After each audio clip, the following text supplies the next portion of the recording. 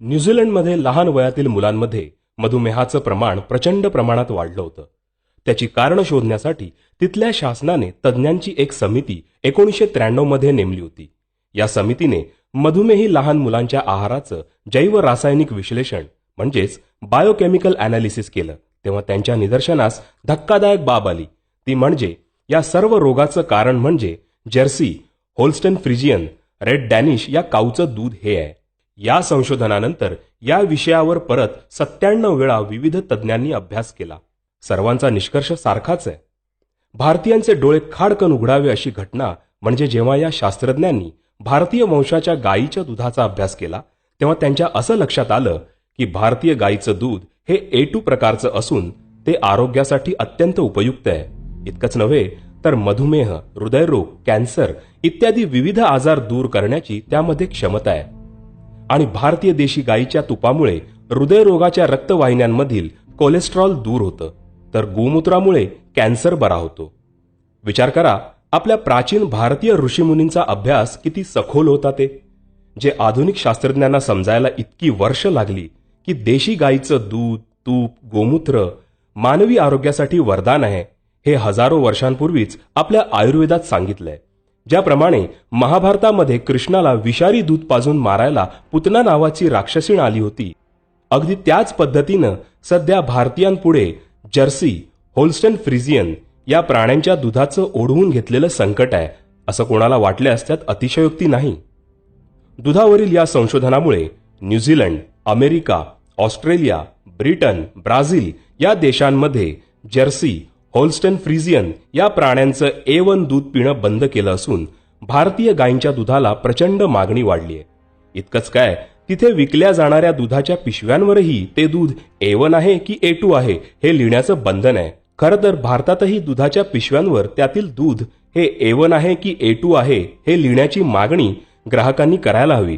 कारण आपण काय विकत घेतो त्याबद्दल जाणून घेण्याचा ग्राहकांना कायद्याने पूर्ण अधिकार असतो.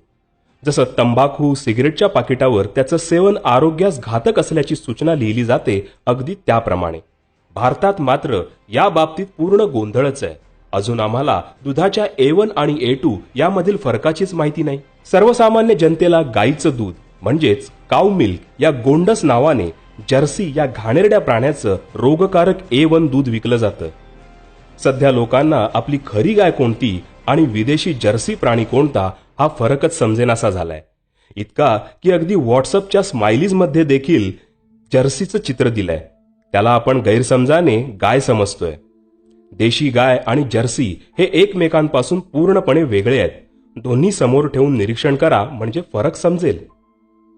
जर्सीचं दूध प्यायल्यामुळे मधुमेहाचं प्रमाण प्रचंड प्रमाणात वाढलंय. अगदी लहान मुलांमध्ये देखील मधुमेहाचं प्रमाण खूप वाढलंय. आम्ही एकीकडून मधुमेहावर उपाय म्हणून महागडी औषधं घेतो, तर दुसरीकडे गायीचं समजून जर्सीचं A1 दूध पितो. कसा बरं रोग बरा होणार? आहे की नाही गोंधळ? गेल्या 40 वर्षांपासून म्हणजे विदेशातून जर्सी भारतात आणल्या तेव्हापासून भारतात मधुमेहाचं प्रमाण प्रचंड वाढलंय. आपल्या शास्त्रज्ञांनी श्वेतक्रांतीच्या नावाखाली भारतीय देशी गायींचं विदेशी जर्सी प्राण्याबरोबर संकर करून भारतीय गायींचा वंश नासवला. त्यामुळे देशी गायींच्या 80 पैकी 57 जाती नामशेष झाल्यात आणि जर्सीचं रोगकारक दूध पिण्याची वेळ जनतेवर आली आहे. एकेकाळी देशी गायींच्या दुधाने समृद्ध असणाऱ्या आपल्या देशात आज देशी गायीचं दूध मिळणं अवघड बनलंय. देशी गायीचं तूप मिळणं तर फारच दुर्मिळ. कसंबसं राजस्थानातील पथमेडा या ठिकाणी शुद्ध देशी गायींचं जतन केलं जातंय. तिथल्या शुद्ध गायीचं तूप प्रयत्नपूर्वक मिळू शकतं ही त्यातल्या त्यात जमेची बाब. इतर देशांनी मात्र गेल्या काही वर्षात भारतामधून देशी गायी नेऊन त्यांची उत्तम शुद्ध स्वरूपात जोपासना केली आहे. ब्राझीलमध्ये 60 लक्ष शुद्ध भारतीय गीर गायी आहेत, तर मूळ भारतात त्यांची संख्या शिल्लक आहे फक्त 3000. ब्राझीलमध्ये भारतीय गीर गायीचं दिवसाचं दूध उत्पादन आहे 64 लिटर.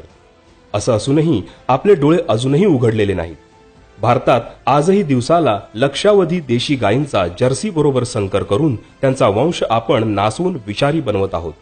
हे असंच चालू राहिलं तर येत्या 5 वर्षात देशी गायी भारतातून नामशेष होतील असा इशारा तज्ज्ञांनी भारताला दिलाय.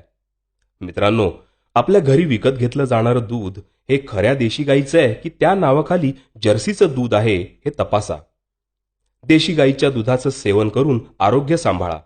तसेच बाहेर जेवताना पनीर, चीज हे कोणत्या दुधापासून बनवलंय याची खात्री करून आपलं आणि आपल्या कुटुंबाचं आरोग्य जपा.